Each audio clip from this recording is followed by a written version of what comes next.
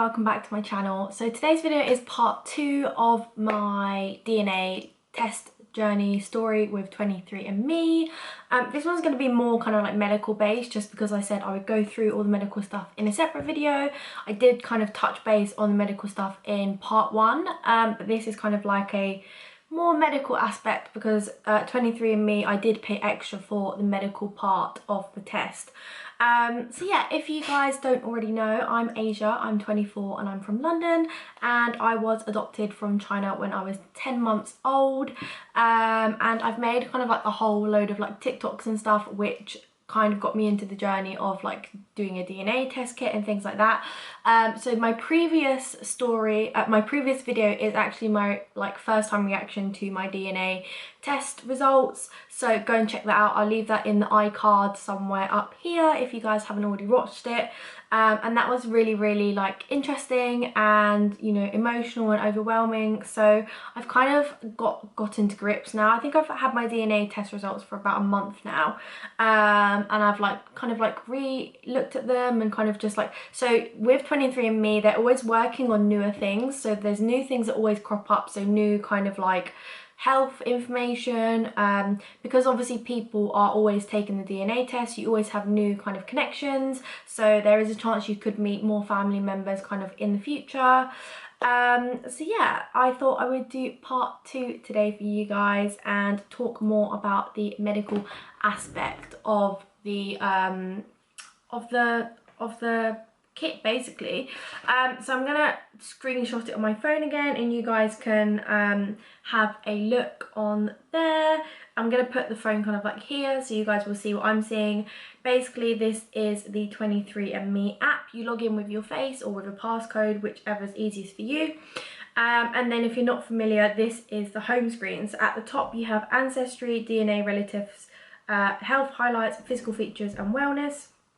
So we went through most of these last time, and we're going to go down to the bottom. So at the bottom there are kind of like 5 different icons. So you have the home icon, then you have the ancestry icon, then you have the health and traits icon, which is what we're going to go through. Then you have research, so just kind of like if you want to take part in any research you can do that by answering questions. And then you have family and friends and connections. So we're going to go to the heart one, which is your health and traits. We did go through traits last time, so we're not necessarily going to go through them again. We may kind of like brush upon them. We're going to start with, so we're going to go through each different report. So we'll start with sleeping quality. So from the DNA test kit, we did kind of go through this last time, so this is kind of just a recap, but this kind of like tells you like what your type of sleeping pattern is like. So less likely to be a deep sleeper. This is quite true actually. So unless I'm really tired and I fall into a deep sleep, I'm quite a light sleeper and I can wake up really quickly if I hear a sound or if someone wakes me up. So that's very true. Sleep movement, likely average or less movement. So this is true as well. I don't really move much in my sleep. I kind of toss and turn maybe like a couple times throughout the night, but most of the time I stay in one position and that is pretty much it. Wake up time, likely to wake up around 8:53 a.m. So this is like true and not true. So on the weekends, obviously I do wake up a bit later, probably like 9:30, 10 o'clock. During the weekdays, I wake up around 8:30 for a 9 o'clock work call. So kind of true, I guess. It's kind of in between. So that's pretty much kind of like your sleep thing. And then you can like see how your sleep quality compares to other 23andMe people. Analyze your sleep habits. So, you know, do you spend too much time on your phone before you go to bed? Do you drink too much caffeine? That kind of thing. And then down here you can do all these different things to basically improve your sleep quality, I guess. So we're going to go on to the next one now. So this is the health predisposition. Now I must say that as you can see here, it says keep in mind that these reports do not include all possible genetic variants that could affect these conditions. Other factors can also include your chances of developing these conditions, including lifestyle, environment and family history.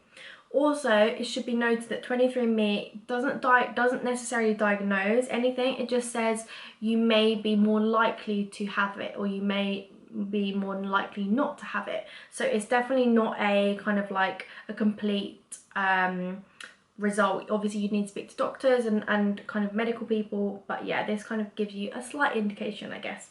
So your health predisposition includes both reports that meet FDA requirements for general health risks and reports powered by 23andMe research.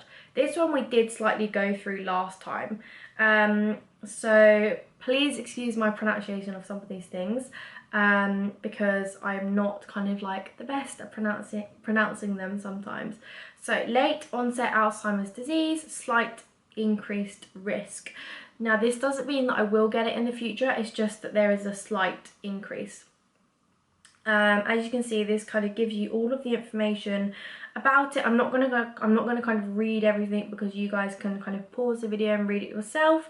It basically just says that I have one copy of a particular variant, so that does kind of mean that I am slightly more likely to get it in the future, but not necessarily likely to get it in the future. So as you can see, this kind of tells you what variant you have. There's a video which explains it if that's something you want to listen to, and also kind of like tells you other things. So as you can see, it says clearly here, this test does not diagnose Alzheimer's disease or any other health conditions. Please talk to a healthcare professional if this condition runs in your family, you think you might have this condition, or you have any concerns about your results. Then this tells you kind of more about the E4 variant that's found. Obviously you guys might have a different variant to what I have, or you may have the same variant, I don't know. And just this says you may have a slight increased risk of developing late onset Alzheimer's based on your genetic result. So yeah, as you can see, this has lots and lots of information. It's a very, very in-depth result, like kind of like profile that it gives for each medical thing. So obviously I'm not going to go through every single thing because this video will be like 3-4 hours long, but I just wanted to show you kind of like what it looks like and what are the different kind of medical things that it talks about. It gives you kind of like specific websites that you can go and read stuff at, which is specifically for Alzheimer's or specifically for that medical type. So obviously click on that if you want to know more. And then it just tells you more about if you want to print the report and things like that. So the next one is BRCA1, BRCA2 selected variants. Now these variants haven't been detected in my DNA. It doesn't mean that I don't have them, it just means that this particular test that they ran didn't detect anything. So again, I'm not going to kind of go through everything because it's so like in-depth, which is brilliant, of course, if you want to kind of read about it and learn about it, but for the purpose of this video I'm not going to go through everything because it's just so much stuff. So as you can see clearly, it says Asia, you do not have the 3 genetic variants that we tested. However, more than 1,000 variants in the BRCA1 and BRCA2 genes are known to increase cancer risk, so you could still have a variant not included in this test, which is very important to know that the tests that they use from your DNA only kind of are specific variants, so they're not like all the variants. So if there's a medical thing that has 10 variants, for example, this test could only test for 2 of those variants, so you know you could still test for the 8 other variants. It's kind of the easiest way for me to explain it. So the next one is MUTYH associated polypus. Again, excuse my pronunciation of these things. Okay, so this is one of the 3 main hereditary colorectal cancer syndromes. Okay, so again, I don't have these specific genetic variants, but they do have other variants as well. It tells you a bit more about it, how to use the test. So obviously the test results are different for each thing, so it just tells you kind of like if you're worried about it, if you think you may have it and the test might be wrong and things like that. It tells you which variants they tested for. So this one they tested for the Y179C and the G396D variants. And as you can see here, it says that there are more than 100 variants in this gene, so obviously you could test for those other variants. And then going back to the next one, so we've got Parkinson's disease. This one I did not test anything for. So this is a particular disease when you have a tremor, muscle stiffness, or problems with movement. This can be kind of a result of kind of like genes, or I think it's mostly a genetic thing that you get from kind of like passed down from generation to generation. So yeah, again, this one says I don't have it. They tested for the G2019S and the N370S, and I didn't have either of them. So yeah, as you can see, each one is slightly different, obviously, because each medical thing is slightly different, but it's very interesting to read if that's something you guys want to do. I did pay extra for this one. So for the 23andMe DNA test kit, you can pay, I think, £79 for the regular DNA test kit. I paid £150, I think, for the DNA and the medical, just because I didn't have any medical history, so I quite like to kind of know more about that. And then you can see the rest here. So you've got age-related macular degeneration, which I have a slight increase in. This is to do with your vision loss as you get older, which is, I think it's quite common in a lot of Asian people because we wear glasses and things like that. I mean, I wear glasses, so that is, you know, nothing new to me. It says here that I have 2 copies of a genetic variant they tested. This just means that kind of like as I grow older, my eyesight gets a bit worse, which is kind of like, does make sense because I'm already wearing glasses. So yeah, that definitely makes sense. They tested for the Y402H variant and the A69S variant. It says here you have a slightly increased risk of developing AMD based on your genetic result. Consider discussing your risk with a healthcare professional, especially if family history or other risk factors for this condition. So at the moment, I'm not too worried about it. It's not kind of like a major problem. In my opinion, I think it's something that will just happen as I grow older. So obviously I will talk about it with my doctor as I get older, and you know, if there's anything that I need to do with it. But yeah, for now, I'm completely understand what it is. And just going back to this one, so it does say at the bottom here, it does say, you know, things like kind of like why you may have it or how you can improve it. And as you can see here, it says eating a healthy diet has been associated with a reduced risk of developing AMD. So if I keep kind of eating, you know, the right things and things, then it may kind of decrease the amount of risk that I may get for this particular medical thing. So if we go into the next one, which is the alpha 1, I cannot say that, so I'm not even going to try to say that because last time I got butchered for it. So this one is a genetic condition that can lead to lung and liver disease. It is caused by decreased levels of the alpha 1. Okay, so this test includes the 2 most common variants linked to this deficiency, and I do not test for either of them, so that's good. Again, it just tells you how to use the test results and what they mean, and then it tells you kind of a bit more about what they tested for. So on to the next one, celiac disease. So celiac disease is basically like intolerance to gluten. I kind of thought I might have had this one, to be honest, because I mean, like most people, when I have loads of bread and stuff, I do bloat, but that's quite normal. So I thought maybe I would have this, but I don't, so that's fine. So celiac disease is an autoimmune condition in which the consumption of gluten found in wheat, barley and rye can result in damage to the small intestine. Celiac disease can lead to both digestive and non-digestive problems. This test includes 2 common variants associated with an increased risk of developing this condition. So I haven't tested for that, which is quite interesting. They tested for, you know, different variants. It does not test for all possible variants, so that is obviously to be expected, and it just tells you a bit more about lifestyle and stuff. So obviously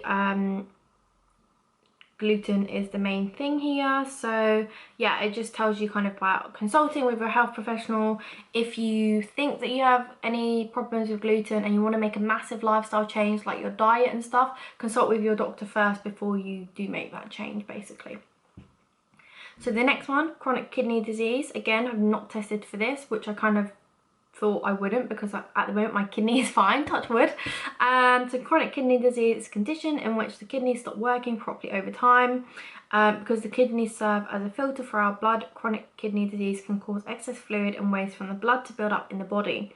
So I have not tested for these two variants, which is good. And they were looking for variants in the APOL1 gene.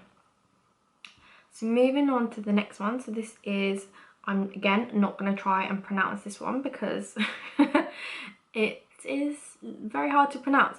It's a genetic condition associated with very high levels of cholesterol in the blood, specifically low density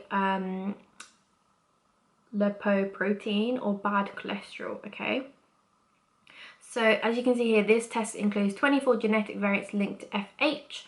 I have had 0 variants detected. However, if you have a personal or family history of high cholesterol or early heart disease, you should talk to a healthcare professional about cholesterol screening options.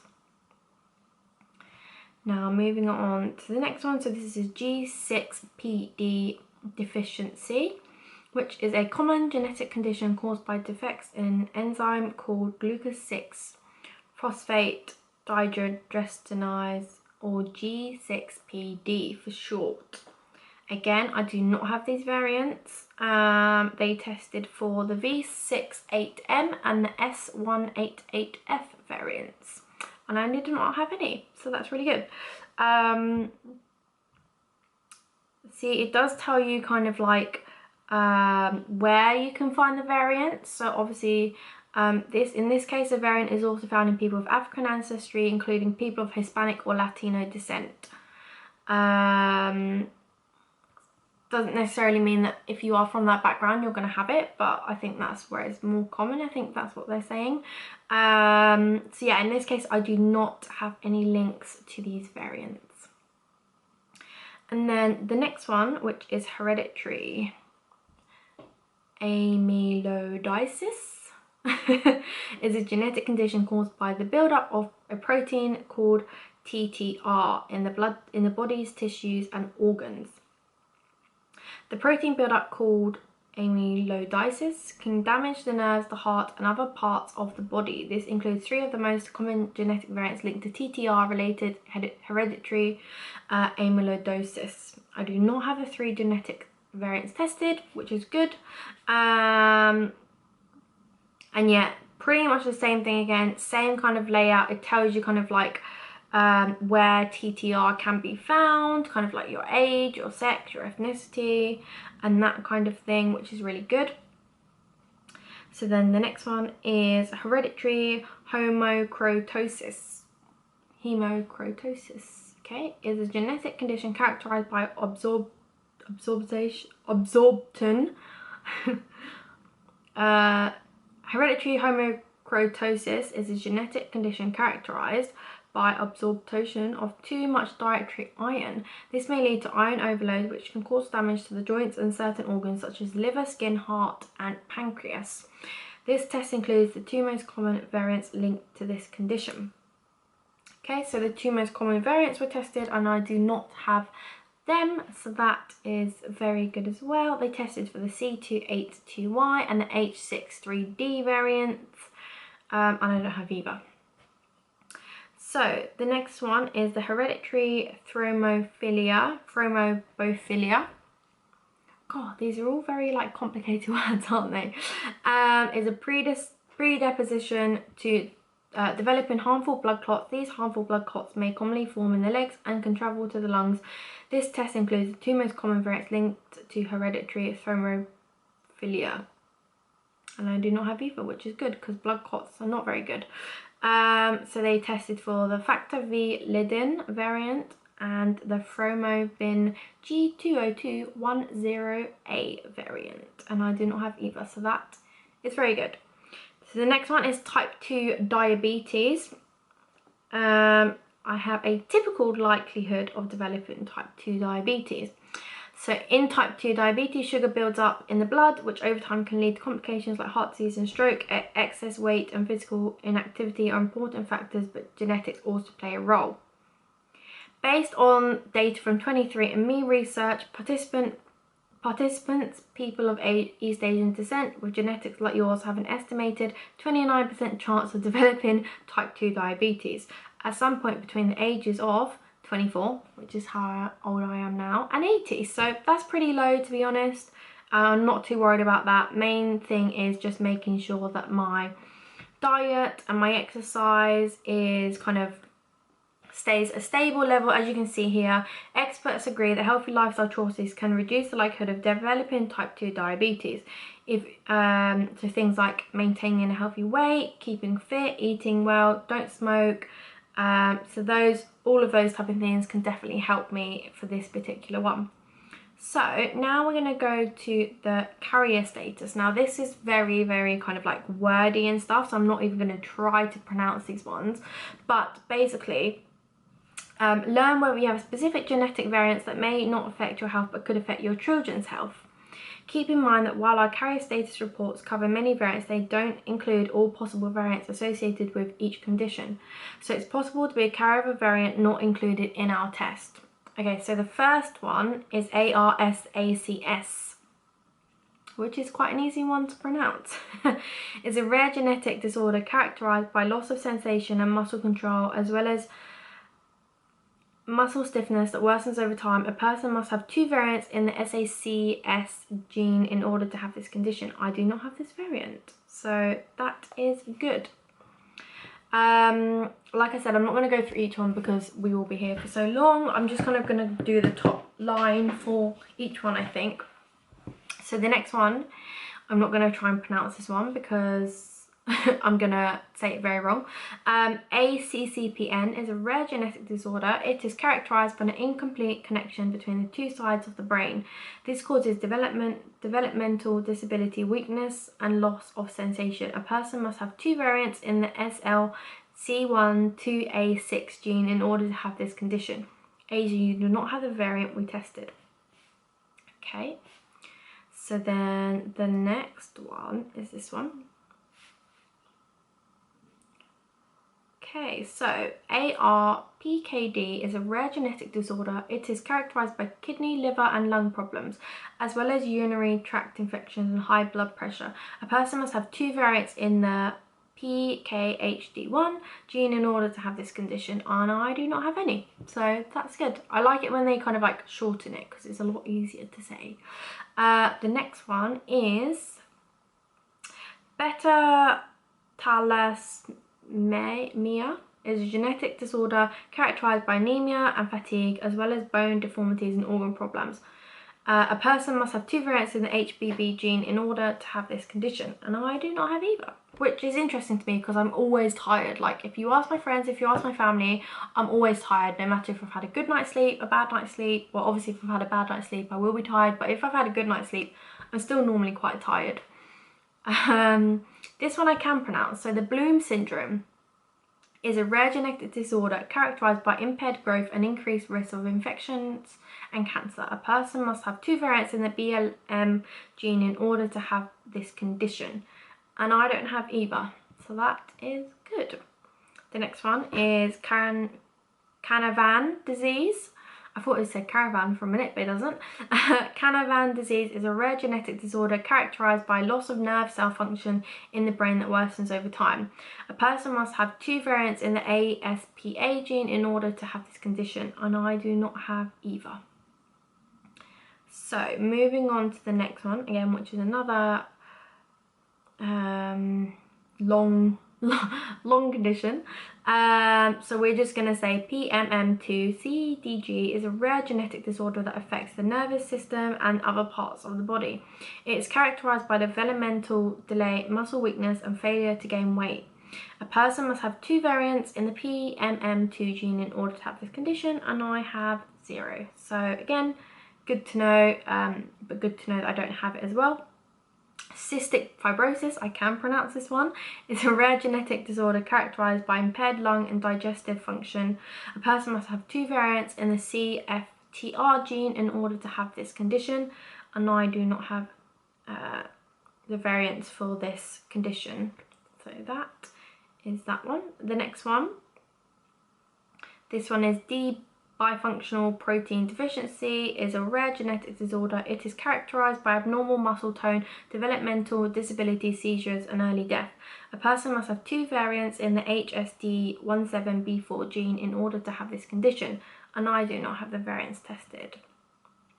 Lots of these I have not heard of before, which is probably because they're so rare that you can get them, that not a lot of people know about them, which is why I wanted to do this, because it's so interesting to find out about other kind of like diseases and other kind of like genetic disorders and things like that I've not heard about before, because it's just, you know, learning other things really. So DLD deficiency is a rare genetic disorder. It is typically characterized by low muscle tone and episodes of brain injury accompanied by liver disease. A person must have 2 variants in the DLD gene in order to have this condition, and I do not have either. So we'll move on to the next one. I can't believe there's so many, there's just tons.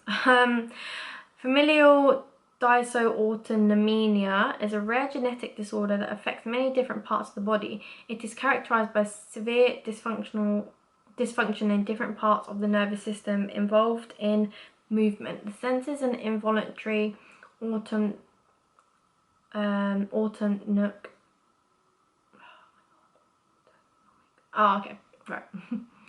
by severe dysfunction in different parts of the nervous system involved in movement, the senses and involuntary autonomic functions. A person must have 2 variants in the ELP1 gene in order to have this condition, and I do not have any.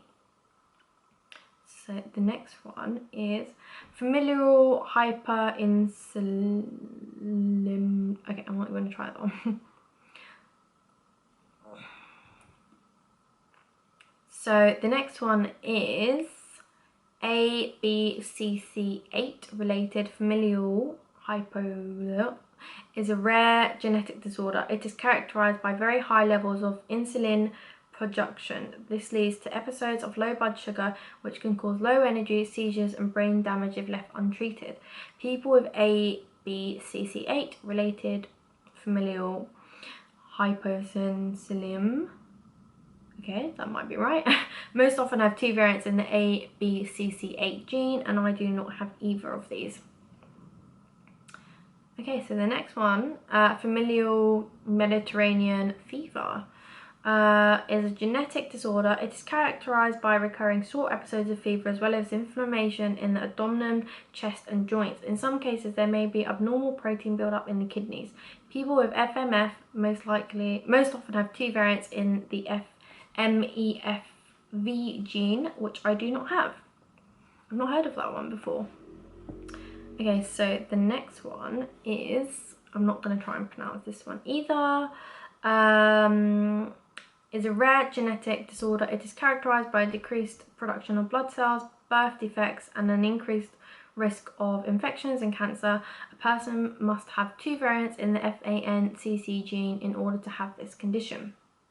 And I don't have either of them for this one. Wow, there's so many. Okay, we're getting there, guys. The Gracile syndrome is a rare genetic disorder. It is characterized by impaired growth before birth, iron buildup, liver damage, and death in infancy. A person must have 2 variants in the BCS1L gene in order to have this condition, and I do not have either. Okay, so the next one is the Gaucher disease type 1. Is a rare genetic disorder that can affect many organs. It often leads to an enlarged liver and spleen as well as bone abnormalities. A person must have 2 variants in the GBA gene or 2 copies of a variant in order to have Gaucher disease type 1, and I do not have any of them. Next one is the glycogen storage disease type LA. Is a rare genetic disorder. It is characterized by low blood sugar, liver and kidney problems, and poor growth. A person must have 2 variants in the G6PC gene in order to have this, and I do not have either. Then the next one is pretty much the same thing. So glycogen storage disease type LB this time is a rare genetic disorder. It is characterized by low blood sugar, liver and kidney problems, and frequent infections. A person must have 2 variants in the SLC3784 gene in order to have this condition. and I do not have either of them. The next one is the hereditary fructose intolerant. Is a rare genetic disorder. It is characterized by low blood sugar levels, stomach pain and vomiting after eating fructose. A person must have 2 variants in the ALDOB gene in order to have this condition, and I do not have these variants that they tested. You're probably thinking, why am I going through each one and why am I even bothering? But I just think it's really interesting, and for someone who might want to do this kind of like test I'm doing, or someone who wants to know more about these, it's kind of helpful for you guys if you want to know kind of, is the £150 worth it or is it not? What do I get for my money? Is it what I'm looking for? That type of thing. So that's why I am going through all of them, just because I think it is quite interesting for someone who, like me, is looking for a bit more information around their medical history, or you're just interested because you're just interested. So the next one is I'm not even going to say this one. LAMB3 related GEB is a rare genetic disorder. The Hertelized form is characterized by severe blistering of the skin and mucous membranes, and typically death in infancy. A person must have 2 variants in the LAMB3 gene in order to have this condition. Asia, you do not have the variants that we tested for. Okay, so the next one is Lee syndrome French Canadian type. So LSFC is a rare genetic disorder. It is characterized by life-threatening periods of lactate acid buildup and brain injury, as well as a failure to gain weight. A person must have 2 variants in the LRPPRC gene in order to have this condition, and I do not have this one. Okay, then the next one is limb girdle muscular dystrophy type 2D is a rare genetic disorder. It is characterized by muscle weakness that worsens over time, as well as heart and lung problems. A person must have 2 variants in the SGCA gene in order to have this condition. Again, we've got the same one, but this is a type 2E this time. This is characterized by muscle weakness that worsens over time, as well as heart and lung problems. A person must have 2 variants in the SGCB gene in order to have this condition. The next one is the same one, but this is the type 2I. It is characterized by muscle weakness that worsens over time, as well as heart and lung problems. A person must have 2 variants in the FKRP gene in order to have this condition. So then going on to the next one, so MCAD deficiency is a rare genetic disorder characterized by episodes of very low blood sugar while fasting or under stress. A person must have 2 variants in the ACADM gene in order to have this condition. So as you can see, unless it's like, I think unless kind of like you kind of know you have it, or I think it's quite rare to have these things, which is why I'm not testing a lot for them, because they're not kind of like as common things. So the next one is maple syrup urine disease type B. Is a rare genetic disorder. It is characterized by poor growth and feeding, slowed mental and physical processes, and urine with a distinct sweet odor. A person must have 2 variants in the BCKDHB gene in order to have this condition.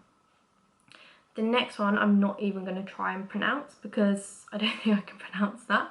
It's a rare genetic disorder characterized by developmental delay and gradual vision loss in childhood. A person must have 2 variants in the MCOLN1 gene in order to have this condition. Then the next one is, again, I'm not going to try and pronounce this one. So CLN related NCL is a rare genetic disorder. It is characterized by seizures, vision loss, and intellectual disability. A person must have 2 variants in the CLN5 gene in order to have this form of NCL.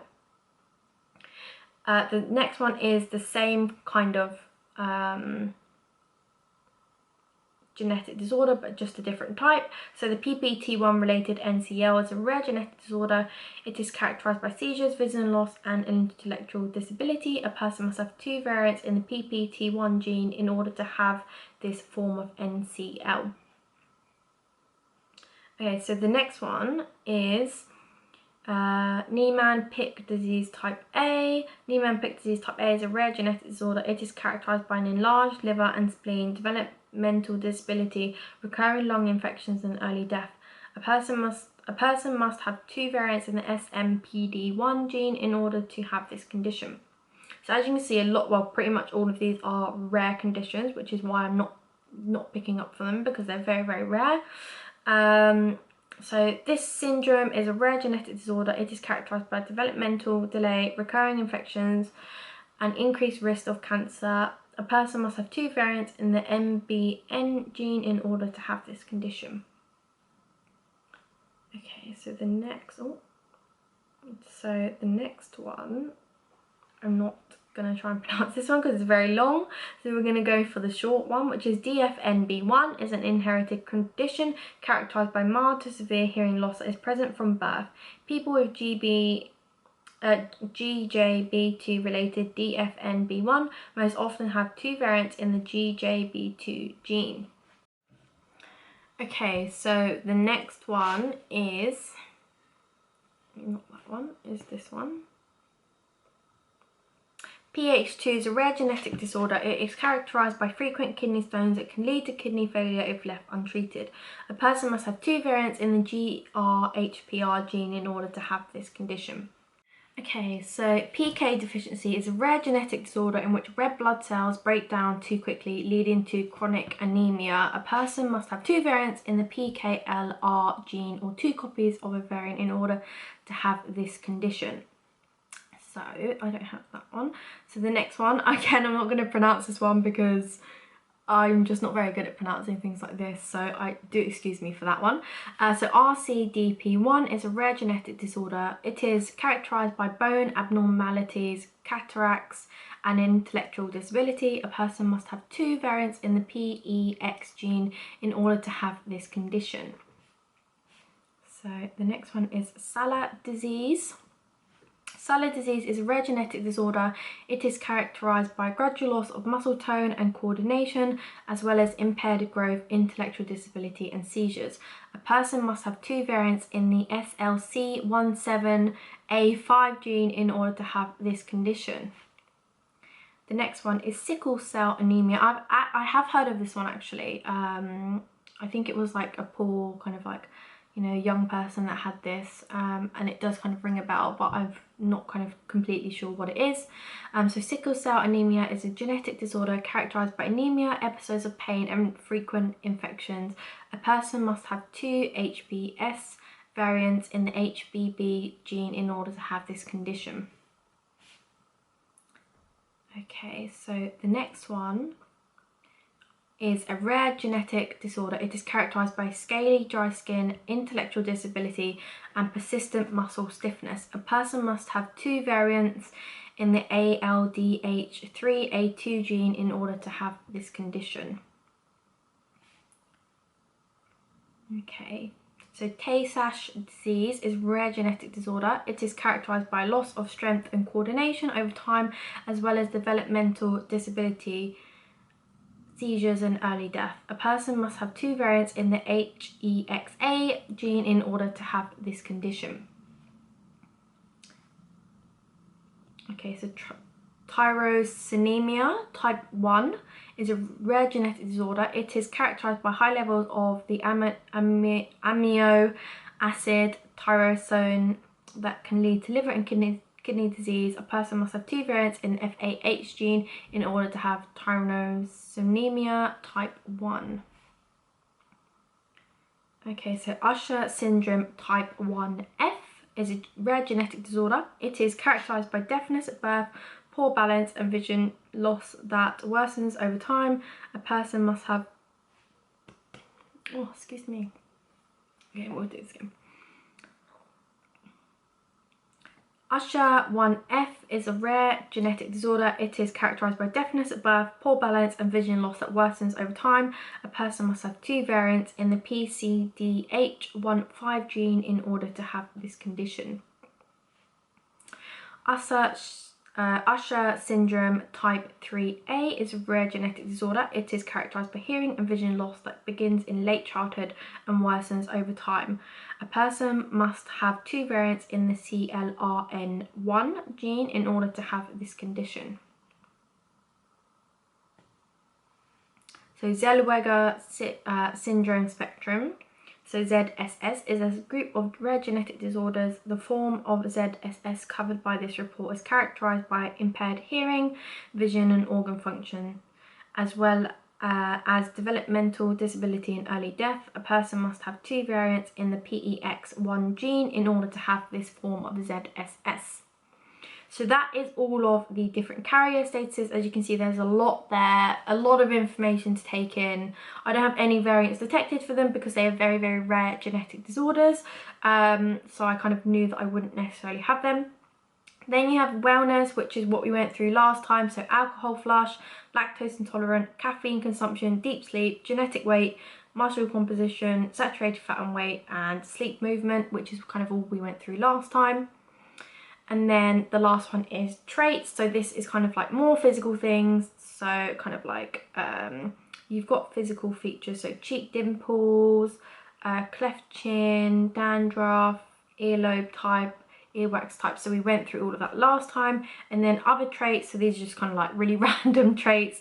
You've got fear of public speaking, flat feet, hair thickness, ice cream flavour preference, mosquito bite, motion sickness. So again, very, very random things. I did cover them in the last one. So yeah, that is pretty much all of the health stuff.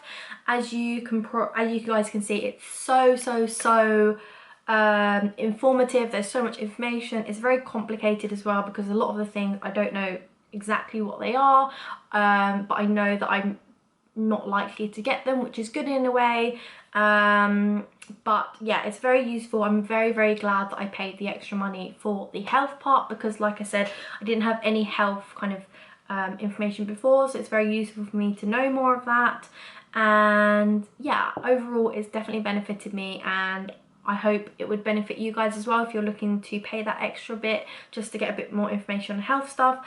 I wouldn't use it as kind of something to obsess over. So if there was something that came up and said you're very likely to have it, I wouldn't obsess over it. I would speak to your doctors and, you know, get a specific diagnosis from them first, because this is just saying that you're likely to have it or likely not to have it. So you might not get it even though you are likely to have it, if that makes sense.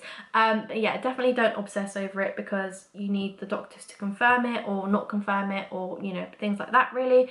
But for me, it's been really useful just having a bit more insight into my health background, seeing as most of the time when I write on doctor's forms, I have to write unknown or adopted, I don't know, and things like that. So it is kind of good to know now. Obviously it's not the whole picture, but it's just a bit of the picture. So yeah, I wanted to go through that with you guys today. I know it's a very, very long video, so I'm sorry for that. The next video I think is going to be a bit more light-hearted. I think I'm going to do places I'd like to travel. So I will see you in that video. Please make sure to like and subscribe if you like lifestyle videos, travel videos, and I will see you in the next video. Bye!